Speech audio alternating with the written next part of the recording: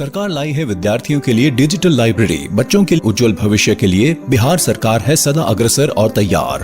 कक्षा 1 से कक्षा 12 तक की सभी पाठ्य पुस्तक पूरक सामग्री एवं वीडियो अब शिक्षा विभाग बिहार सरकार द्वारा विकसित पोर्टल पर है उपलब्ध। अध्ययन सामग्री देखने के लिए BEPCLOTS.bihar.gov.in पर विजिट करें अथवा एंड्रॉइड मोबाइल पर गूगल प्ले स्टोर से E-LOTS ऐप डाउनलोड करें।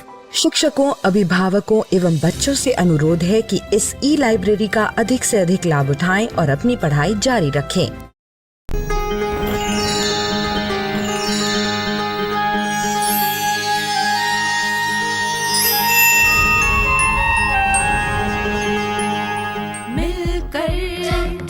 नई दुनिया मिलकर बनाए हम नई दुनिया, मिलकर जीत ले हम सारी दुनिया। बीच हमें आज बोने दो, रोज उसे थोड़ा बढ़ने दो, छू लेंगे आकाश हम, मन के विचार हकीकत बने, सिद्धि फल से आनंद देंगे, कोशिश कर बढ़े, सोच बुलंद करे।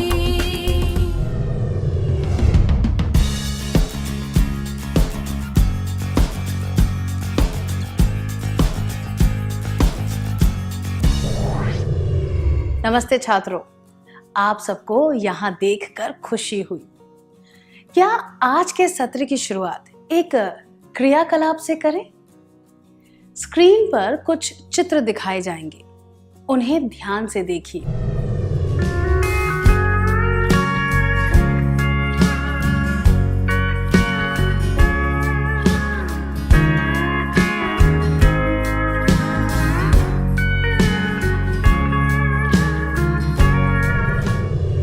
क्या आपने सारे चित्रों को ध्यान से देखा? लोगों के इन समूहों को हम क्या कहते हैं? इन सब में क्या समानता है?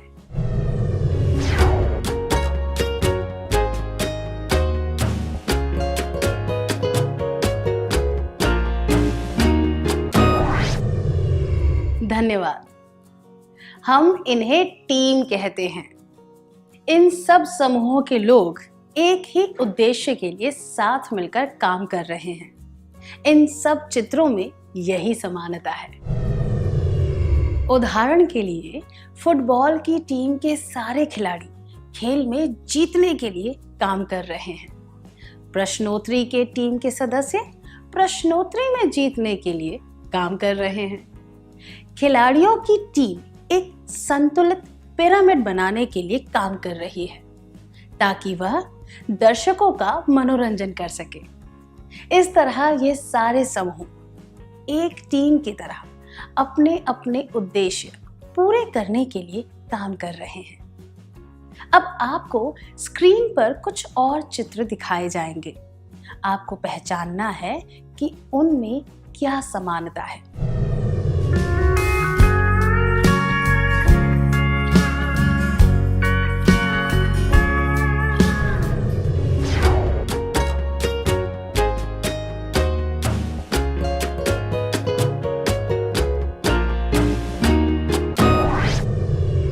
क्या आपने चित्रों को ध्यान से देखा?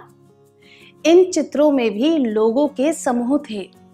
उन समूहों में प्रत्येक व्यक्ति का अपना एक लक्ष्य था और वह व्यक्तिगत रूप से उस लक्ष्य को हासिल करने का प्रयास कर रहा था। उदाहरण के लिए बस स्टॉप पर सभी लोग एक साथ खड़े थे, पर हर एक व्यक्ति का लक्ष्य था अपने अपने स्थान पर पहुंचना। सिनेमा हॉल के बाहर खड़े लोगों का उद्देश्य है एक फिल्म देखना। क्या हम इन्हें टीम कह सकते हैं? नहीं, क्योंकि वे सभी व्यक्ति अपने अपने व्यक्तिगत लक्ष्य प्राप्त करने में लगे थे। वे साथ में काम नहीं कर रहे थे और ना ही किसी सामूहिक लक्ष्य के लिए कार्य कर रहे थे।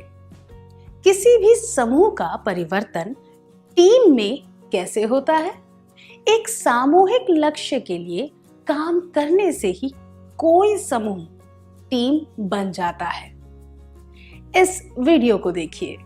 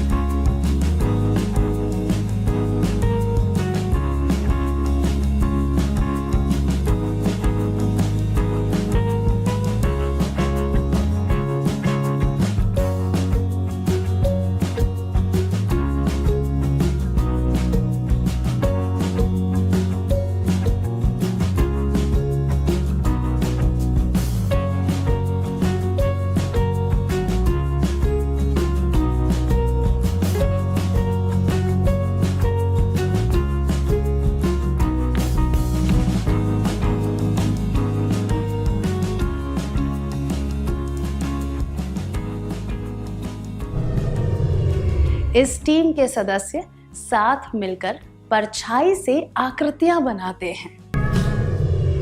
क्या अब हम एक पहेली हल करें? आपको स्क्रीन पर एक चित्र वाली पहेली दिखाई जाएगी। उस चित्र में अंग्रेजी वर्णमाला के 26 अक्षर और अंक 1 से 9 छिपे हुए होंगे। आपको व्यक्तिगत रूप से 1 मिनट में इन सबको ढूंढना है। क्या हम शुरू करें?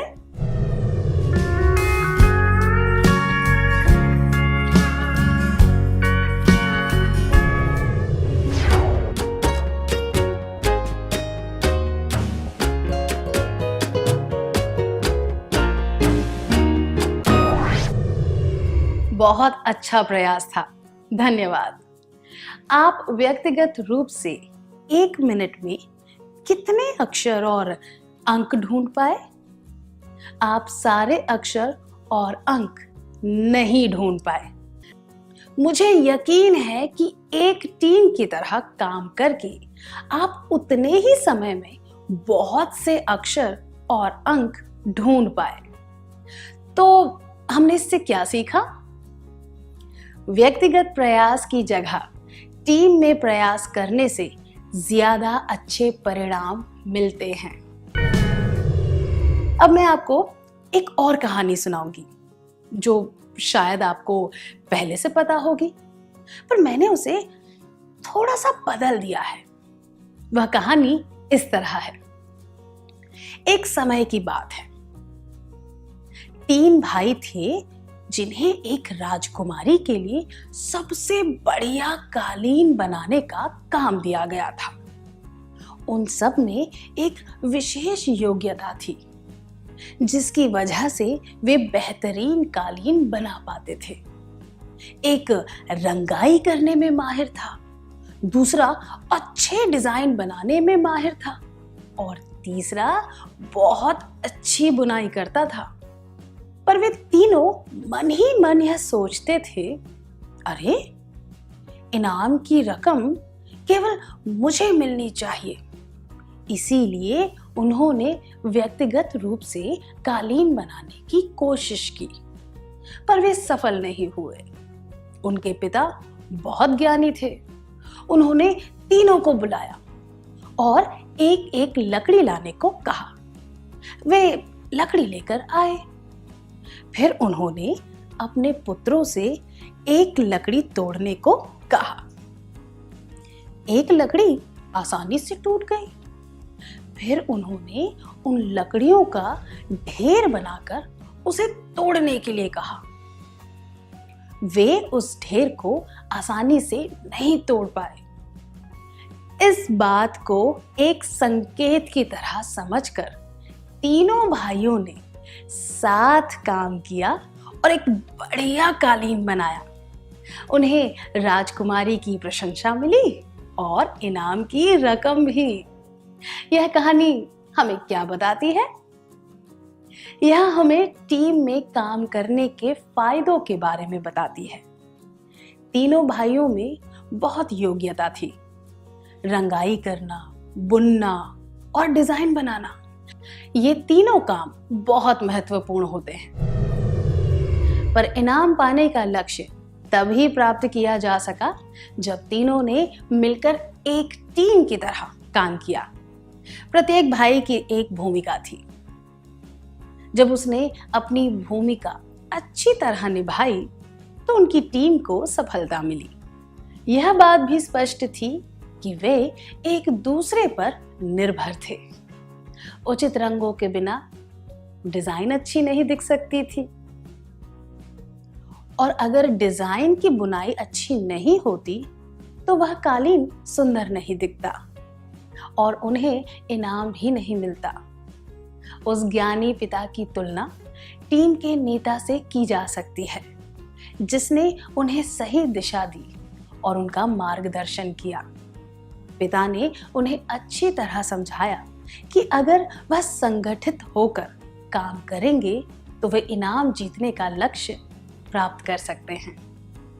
जो काम अकेले बहुत मुश्किल लग रहा था, वह साथ मिलकर करने से संभव हो गया। क्या अब हम एक और क्रियाकलाप करें? मुझे यकीन है कि आपने कभी ना कभी तो एक टीम की तरह काम किया होगा। क्या आप सबको बता सकते हैं कि टीम की तरह काम करने के क्या फायदे होते हैं? उदाहरण के लिए, वार्षिक उत्सव के लिए एक टीम में काम करके मंच को सजाना और उसके लिए सराहा जाना।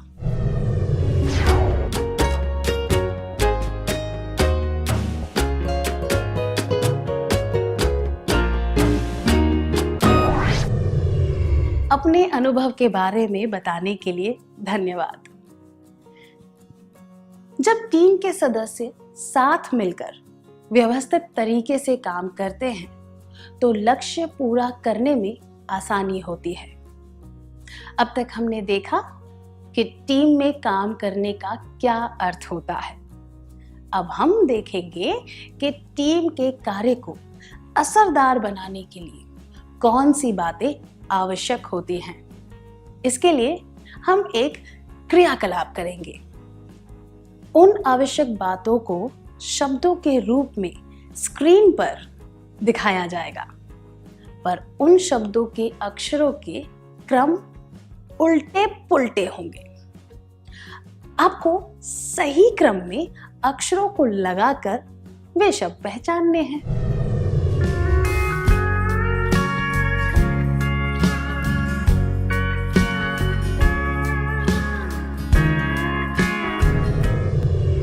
क्या आपने क्रियाकलाप पूरा कर लिया? चलिए, क्या अब हम सही उत्तर देखें? टीम के कार्य को असरदार बनाने के लिए हमें कार्य की योजना अच्छी तरह बनानी चाहिए। सभी सदस्यों को एक दूसरे की सहायता करनी चाहिए। हमें अपनी जिम्मेदारियों को बांटना चाहिए। प्रत्येक सदस्य का एक लक्ष्य और स्पष्ट भूमिका होनी चाहिए। टीम के सदस्यों के बीच अच्छा तालमेल होना चाहिए। टीम के कार्य को असरदार बनाने के लिए ये बातें जरूरी हैं। योजना, सहायता, जिम्मेदारी बांटना, लक्ष्य और स्पष्ट भूमिका, तालमेल। जब ये सारी बातें मौजूद होती हैं तो टीम के कार्य असरदार होने से कोई नहीं रोक सकता। क्या अब हम आज के सत्र में सीखी हुई बातों का सार संक्षेप कर लें?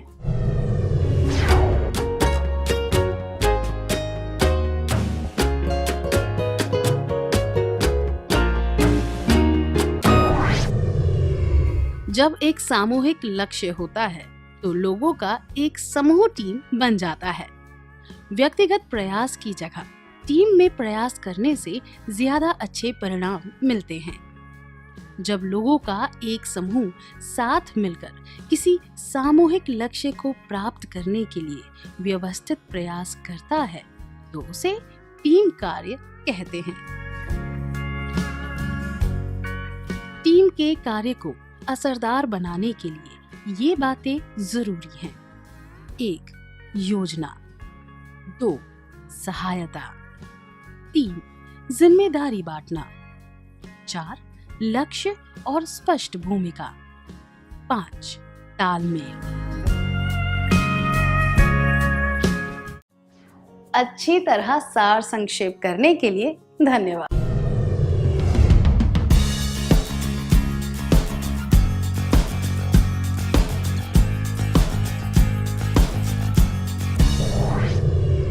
अब हम टीम में काम करने के अलग अलग पहलुओं पर ध्यान देंगे।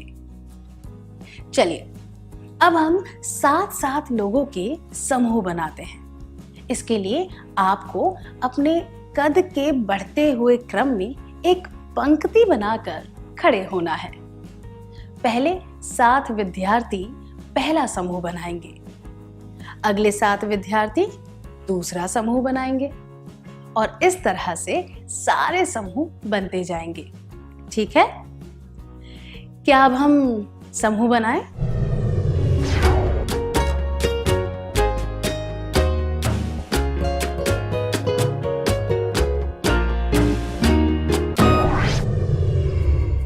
धन्यवाद। तो अब आप अलग अलग टीम के सदस्य बन गए हैं। अब आपको अपनी टीम का एक नाम चुनना है। ऐसा नाम चुने जो आम तौर पर सबको पता हो या फिर सभी सदस्यों को स्वीकार्य हो। उस नाम को चुनने का एक उचित कारण भी होना चाहिए। उदाहरण के लिए, जिस टीम में सबको मोटरसाइकिल चलाना आता हो, वे अपनी टीम का नाम मोटरसाइकिल चालक रख सकते हैं। अगर एक टीम में सबको बारिश में भीगना पसंद है, तो वे अपनी टीम का नाम बारिश के दीवाने रख सकते हैं। क्या आप समझ गए? क्या अब आप अपनी अपनी टीम का एक नाम चुनेंगे?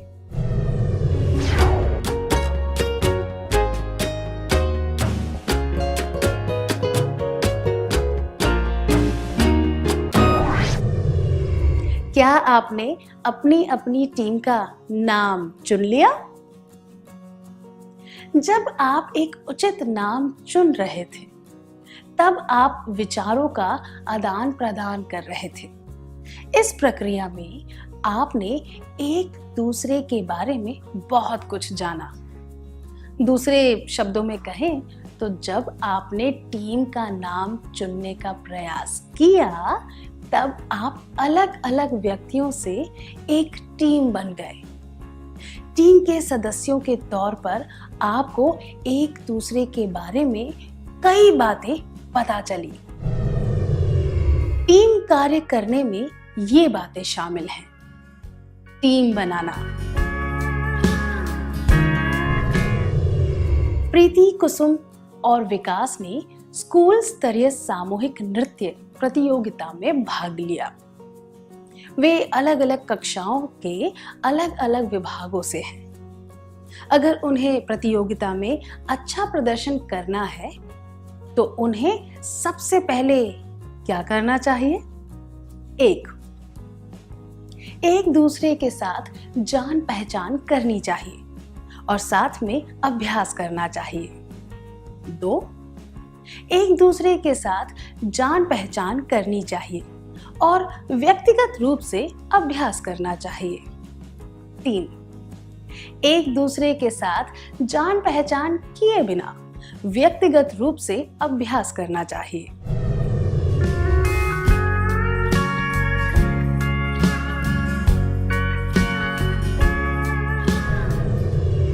अगर वे एक दूसरे को जाने बिना और साथ अभ्यास किए बिना नृत्य करेंगे, तो वे एक टीम की तरह काम नहीं कर सकते। क्या अब हम एक क्रियाकलाप करेंगे? आपको स्क्रीन पर कुछ वाक्यांश दिखाए जाएंगे, जिसमें अलग अलग दृश्यों का वर्णन किया गया है। आपको ये दृश्य सबके सामने दिखाने हैं। इन्हें दर्शाने के लिए आप किसी भी वस्तु का प्रयोग नहीं कर सकते। आपको केवल चेहरे के हाव भाव और शरीर की मुद्राओं द्वारा यह दिखाना है।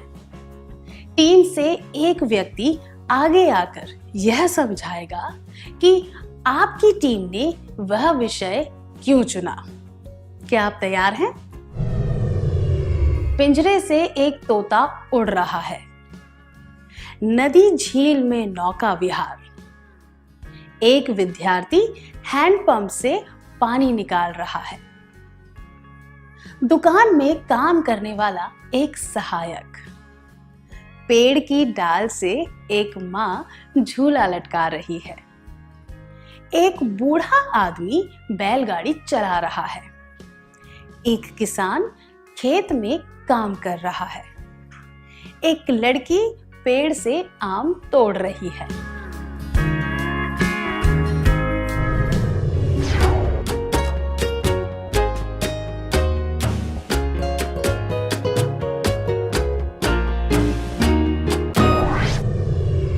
बहुत अच्छा प्रयास था, धन्यवाद।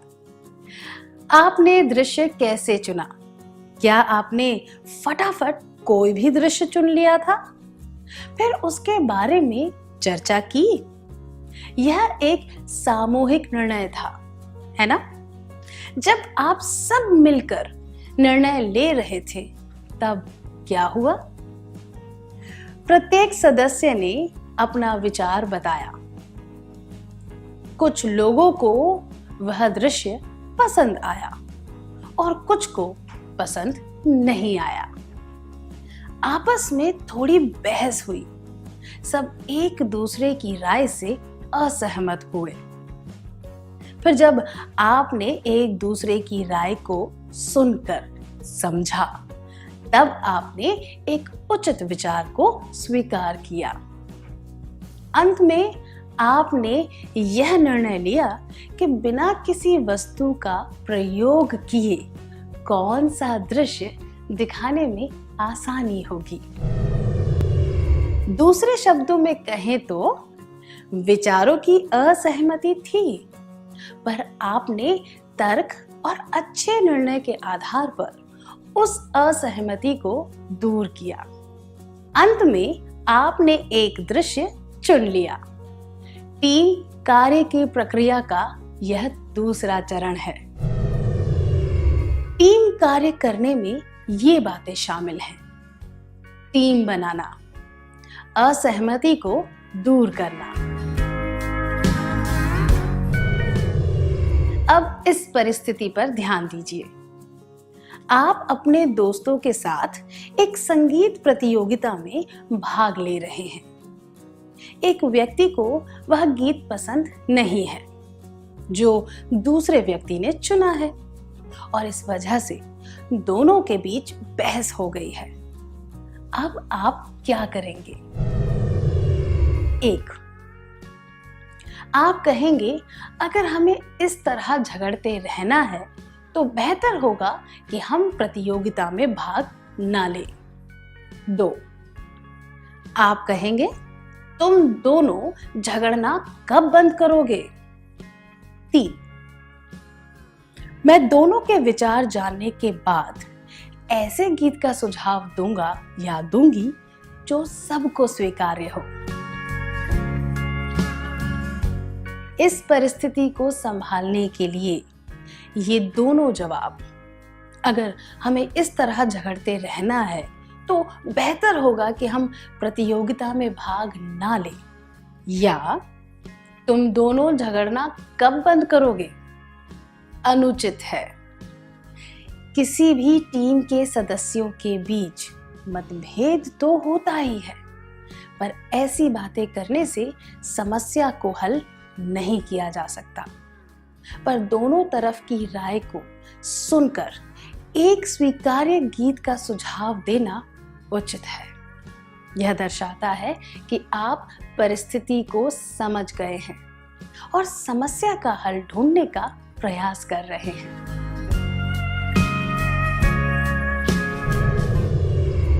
अब आपको अपने अपने दृश्यों को सबके सामने दर्शाना है। अगर आप किसी वस्तु का प्रयोग करना चाहते हैं तो किसी एक व्यक्ति को वह वस्तु बनना पड़ेगा। उदाहरण के लिए, एक व्यक्ति सीधे खड़े होकर अपने हाथों को फैलाकर एक पेड़ बन सकता है, ठीक है? पर पहले आपको यह तय करना होगा कि कौन सा व्यक्ति कौन सी भूमिका निभाएगा, कौन सी भूमिका किसके लिए सबसे उचित रहेगी, इत्यादि।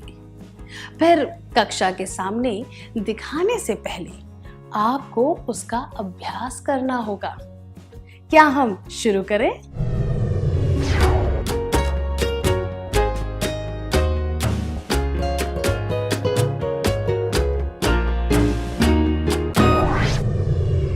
क्या आपने योजना बना ली? आप सब क्या कर रहे थे?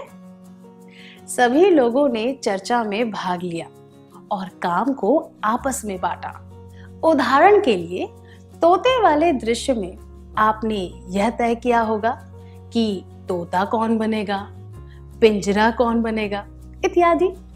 फिर आपने अपने अपने किरदार का अभ्यास किया होगा, है ना? जब सबको अपनी भूमिका स्पष्ट रूप से पता होती है तो सब अपना कार्य बेहतर तरीके से कर पाते हैं। टीम कार्य करने में ये बातें शामिल हैं: टीम बनाना, असहमति को दूर करना, नियम बनाना, काम को बांटना। अब इस परिस्थिति पर ध्यान दीजिए। मदन और उसके सहपाठी एक पार्टी की तैयारी कर रहे थे क्योंकि उनकी शिक्षिका सेवानिवृत्त होने वाली थी। मदन की जिम्मेदारी थी खाने पीने का प्रबंध करना। मदन को क्या करना चाहिए? 1. सारे काम अकेले करने चाहिए। 2. यह काम अपने सहपाठियों के साथ बांटने चाहिए। 3. सारे काम अपने सहपाठियों को सौंपकर आराम करना चाहिए।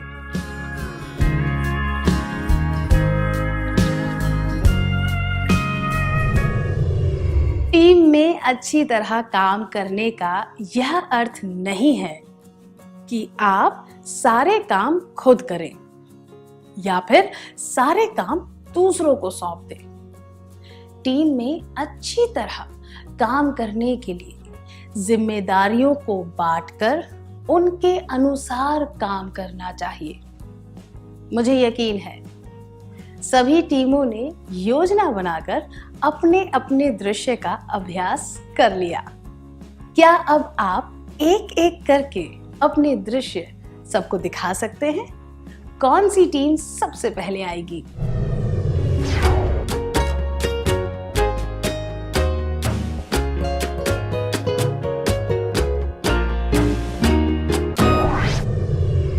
सबने बहुत अच्छी तरह करके दिखाया, धन्यवाद।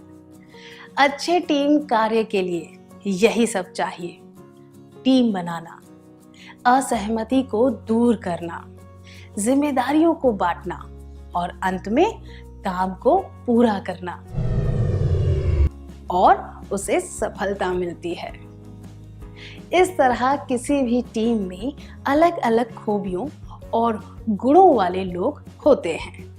जब टीम के सभी सदस्यों को अपना लक्ष्य स्पष्ट रूप से पता होता है और वे पूरी लगन के साथ काम करते हैं तो टीम का कार्य असरदार हो जाता है और वह टीम सफल हो जाती है। क्या हम अब एक सीखी हुई बातों का सार संक्षेप कर लें? टीम कार्य करने में ये बातें शामिल हैं: टीम बनाना, असहमति को दूर करना, नियम बनाना, काम को बांटना, काम को पूरा करना। इतनी अच्छी तरह सार संक्षेप करने के लिए धन्यवाद।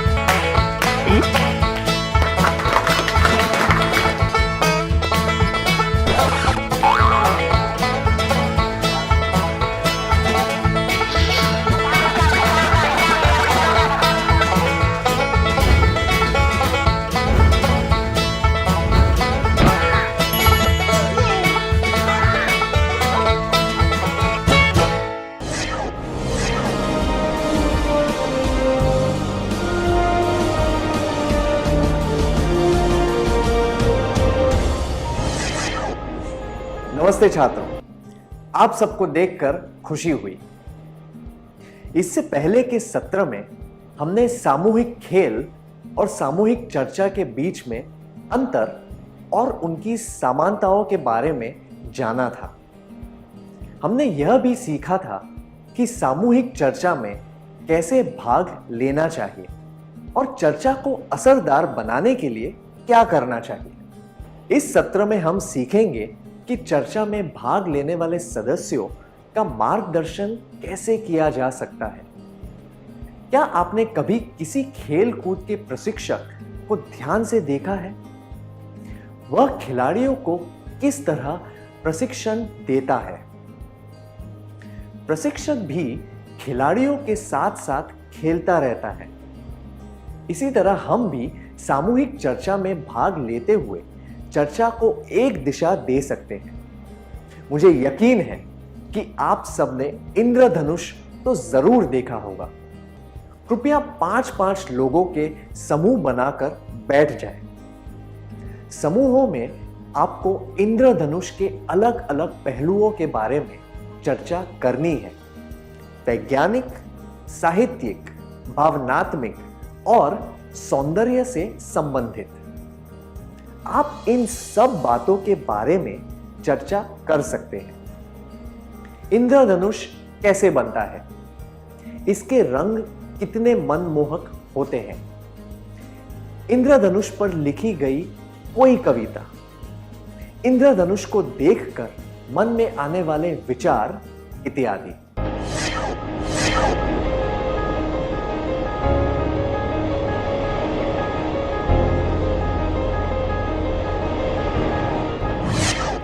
सर आइजैक न्यूटन ने यह साबित किया था कि इंद्रधनुष कैसे बनता है।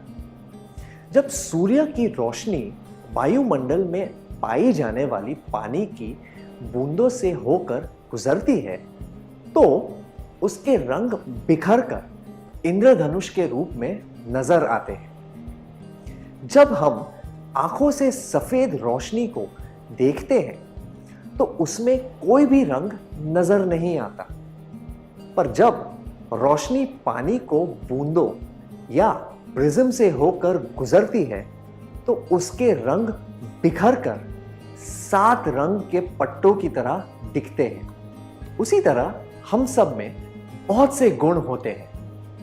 हमारे सारे गुण हमेशा दिखाई नहीं देते, पर जब हम दूसरों के साथ काम करते हैं तो हमारे गुण उभर कर आते हैं। उदाहरण के लिए, जब हम सामूहिक चर्चा में भाग लेते हैं तो हमारे ये सब गुण नजर आते हैं। प्रोत्साहन देने का कौशल, समझौते करवाने का कौशल, नेतृत्व करने का कौशल, स्पष्टीकरण और सारांश करने का कौशल, पहल करने के कौशल, मूल्यांकन करने के कौशल, सारी बातें दर्ज करने या ठीक से लिखने के कौशल। जिस तरह पानी की बूंद से रोशनी में छिपे हुए रंग सामने आ जाते हैं, वैसे ही सामूहिक चर्चा में भाग लेने से हमारे कौशल सबके सामने नजर आने लगते हैं। दूसरे शब्दों में कहें तो इन सब कौशलों का उपयोग करने से सामूहिक चर्चा और असरदार बन सकती है। क्या हम देखें कि सामूहिक चर्चा में भाग लेते हुए हम चर्चा को सही दिशा कैसे दे सकते हैं? आइए हम सुधा और उसके 4 दोस्तों की चर्चा सुनते हैं। सुधा और उसके दोस्त अपने मोहल्ले में बाल दिवस मनाना चाहते हैं। वे चर्चा कर रहे हैं कि इसके लिए कौन कौन से काम करने हैं। क्या हम देखें कि वे क्या बातें कर रहे हैं? सीमा, क्या हम लतिका, या फिर कुछ खेल? मधु, गायन प्रतियोगिता कैसी रहेगी? अरुणा, बच्चों के लिए एक पुस्तकालय शुरू करने के बारे में क्या ख्याल है? हम उसके लिए चंदा इकट्ठा कर सकते हैं। सुधा, वाह, ये सुझाव बहुत अच्छा है। हमें यही करना चाहिए। वाह, यह सुझाव बहुत अच्छा है। ऐसा कहकर सुधा ने अरुणा का और उसके सुझाव का प्रोत्साहन किया। उसी तरह उसने दूसरों को भी प्रोत्साहित किया। इस तरह किसी की सराहना करके और उनके विचारों का समर्थन करके उन्हें प्रोत्साहित किया जा सकता है। प्रोत्साहन करने वाले लोग सक्रिय होते हैं और वे लोगों का समर्थन करते हैं। नए विचार सामने लाकर और लोगों का हौसला बढ़ाकर वे चर्चा को रुचिकर बनाए रखते हैं। वे विचारों को समझने में और समस्याओं को हल करने में मदद कर सकते हैं। तनाव और बहस को दूर करने के लिए वे सही तरीके से मजाक भी करना जानते हैं। सामूहिक चर्चा में हमें दूसरों को प्रोत्साहित करना चाहिए ताकि वे भी चर्चा में भाग लें।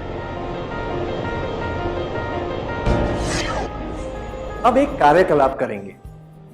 आपको कैसा लगा जब चर्चा के दौरान किसी ने आपकी बात ध्यान से सुनी और आपकी सराहना भी की? क्या आप इस बारे में सबको बताना चाहेंगे? उदाहरण के लिए, जब आपके दोस्त या माता-पिता किसी समस्या का हल ढूंढ रहे थे, तब क्या आपके सुझाव से उन्हें कोई निर्णय लेने में मदद मिली? जब उन्होंने आपकी सराहना की, तब आपको कैसा लगा?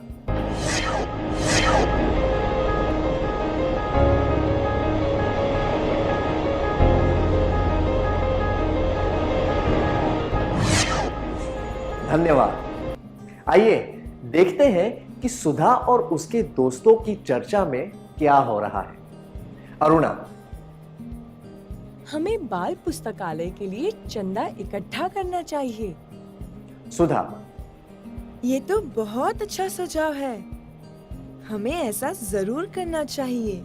सीमा, पर मुझे तो इसमें कुछ भी उपयोगी नजर नहीं आता। मधु, तुम ऐसा क्यों कह रही हो?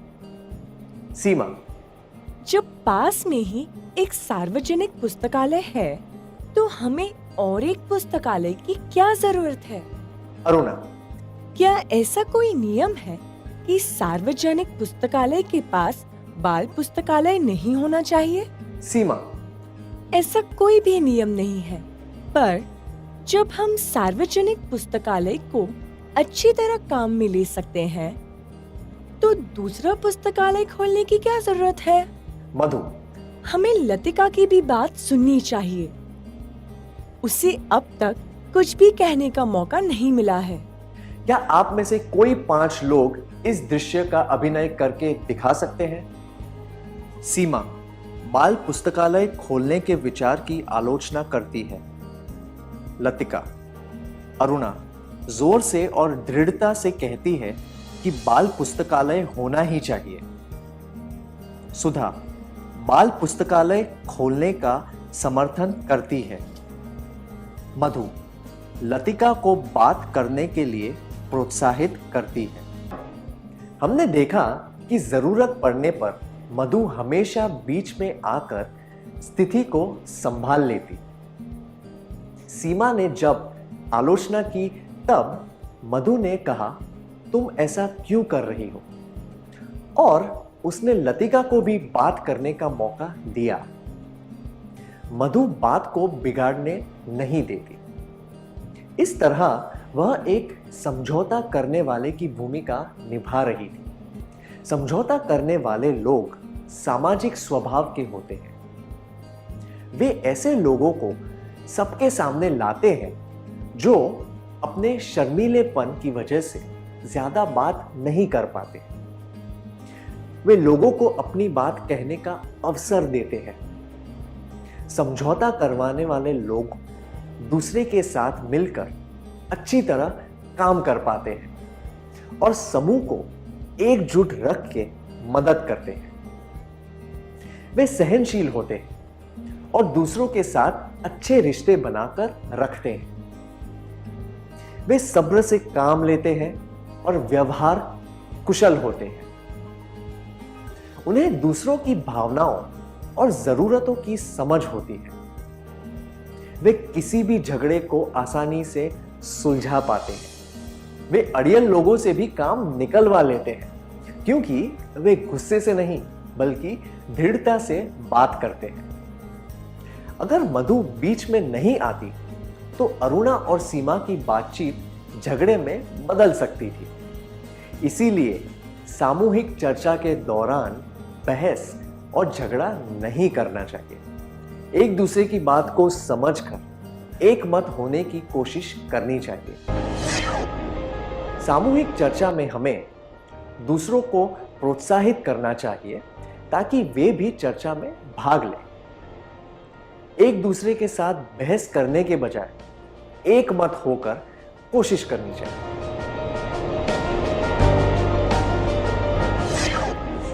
अब आपके लिए एक और कार्यकलाप है। आप एक वर्ग पहेली पूरी करने की कोशिश कर रहे हैं। आपका छोटा भाई आपको चुपचाप देख रहा है। पहेली में एक ही शब्द भरना बाकी है, पर आपको कुछ समझ नहीं आ रहा। आप जल्दी से पहेली खत्म करना चाहते हैं। आप अपने भाई से पूछते हैं, तुम कब से मुझे देख रहे हो? क्या तुम्हें पता है कि यह शब्द कौन सा हो सकता है? वह कुछ सुझाव देता है और उससे आपकी पहेली पूरी हो जाती है। क्या आपने कभी किसी शर्मीले या शांत व्यक्ति को किसी चीज में भाग लेने के लिए प्रोत्साहित किया है? भाग लेने पर क्या उन व्यक्तियों ने कोई सराहनीय काम कर दिखाया है? क्या आप ऐसे अनुभव के बारे में सबको बताना चाहेंगे?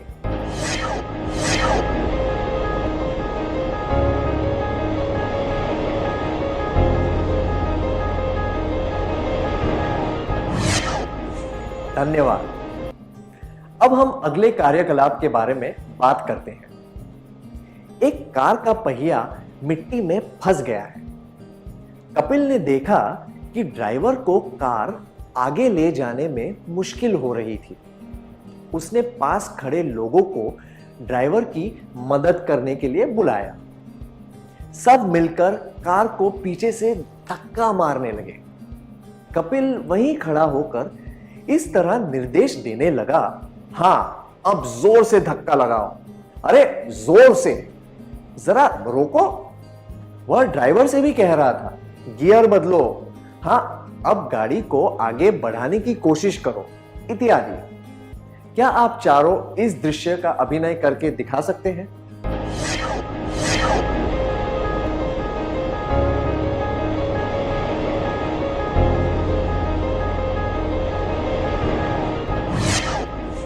बहुत बढ़िया अभिनय था, धन्यवाद। हमने देखा कि एक मुश्किल स्थिति में कपिल ने सब कुछ अपने हाथ में ले लिया और अच्छी तरह नेतृत्व किया। क्या हम देखें कि नेतृत्व करने का कौशल सामूहिक चर्चा में किस तरह काम आता है? आइए देखते हैं कि जब मधु ने लतिका को बात करने का मौका दिया तब क्या हुआ। लतिका, केवल 4 दिन रह गए हैं पुस्तकालय शुरू करने के लिए। अरुणा, सीमा, हमें बाल पुस्तक जहाँ चाह वहाँ राह।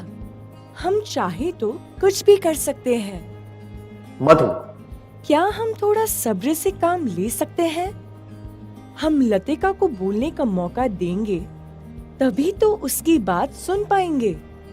लतिका, हमें बताओ कि तुम क्या कहना चाहती हो?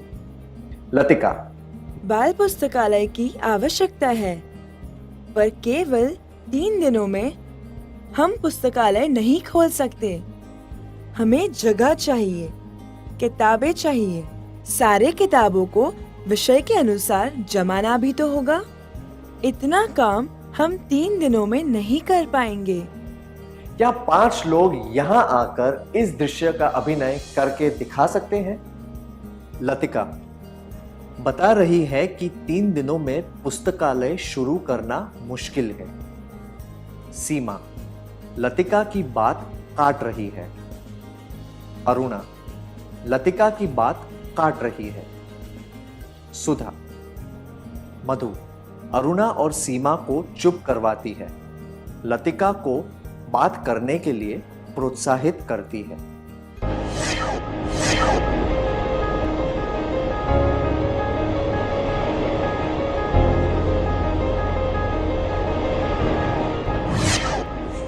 जब अरुणा और सीमा ने लतिका की बात काट दी, तब मधु ने नेता की भूमिका निभाई।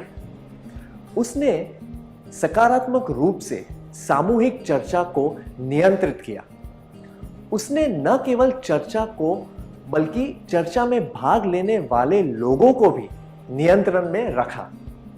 उसने पहल की और बाधाएं आने पर पूरी दृढ़ता के साथ सारी स्थिति को संभाला। मधु ने यह ध्यान रखा कि किसी भी तरह की बहस और उलझन न हो। मधु के जैसे नेता लोगों के गुणों को पहचानकर उन्हें सही तरीके से सामने ला सकते हैं।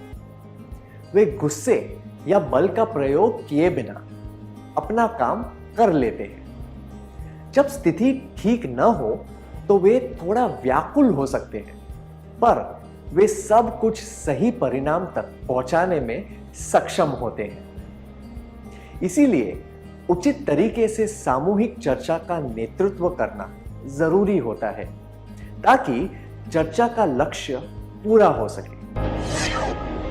सामूहिक चर्चा में हमें दूसरों को प्रोत्साहित करना चाहिए ताकि वे भी चर्चा में भाग लें।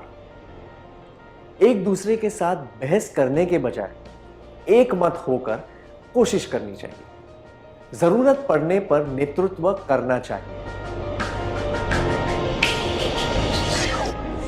क्या अब हम सत्र में सीखी हुई बातों का सार संक्षेप कर लें?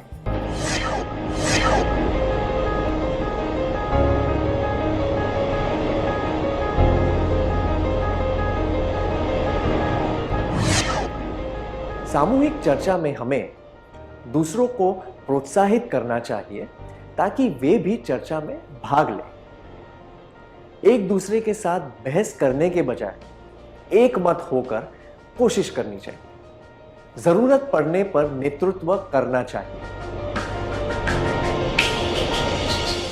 बहुत अच्छी तरह सार संक्षेप किया आपने, धन्यवाद।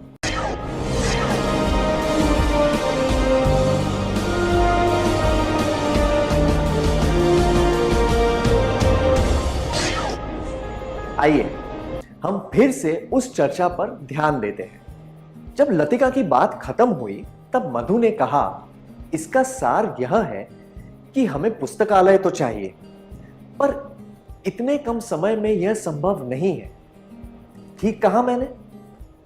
लतिका ने सहमति दिखाते हुए अपना सिर हिलाया। मधु ने संक्षिप्त में और स्पष्ट रूप से लतिका की बातों का सार बताया। उसने सामूहिक चर्चा के उद्देश्य को भी स्पष्ट रूप से सबके सामने रखा।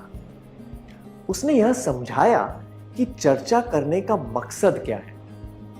उसने यह बात विस्तार से बताई कि आगे क्या करने की जरूरत है, और उसके लिए उसने सारे साथियों की राय ली। चर्चा में बताए गए सारे विचारों को उसने ठीक से सार बताया। अगर कोई व्यक्ति अच्छी तरह सारांश प्रस्तुत न करे तो चर्चा का उद्देश्य पूरा नहीं हो सकता। इसीलिए सामूहिक चर्चा में उभरने वाले विचारों का स्पष्टीकरण और सारांश करना जरूरी होता है। सामूहिक चर्चा में हमें दूसरों को प्रोत्साहित करना चाहिए ताकि वे भी चर्चा में भाग लें। एक दूसरे के साथ बहस करने के बजाय एक मत होकर कोशिश करनी चाहिए। जरूरत पड़ने पर नेतृत्व करना चाहिए। विचारों का स्पष्टीकरण और सारांश करना चाहिए। चलिए फिर से चर्चा की ओर ध्यान देते हैं।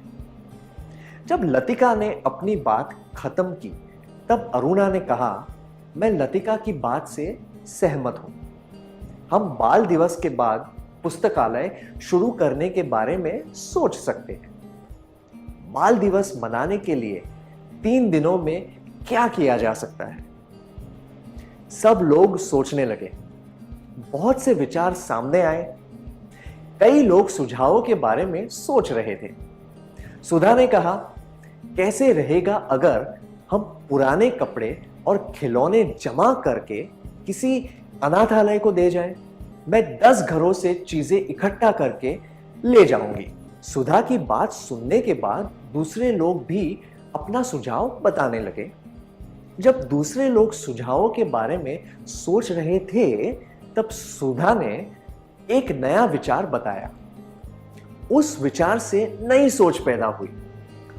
हम कह सकते हैं कि सुधा ने पहल की और विचारों के द्वार खोल दिए।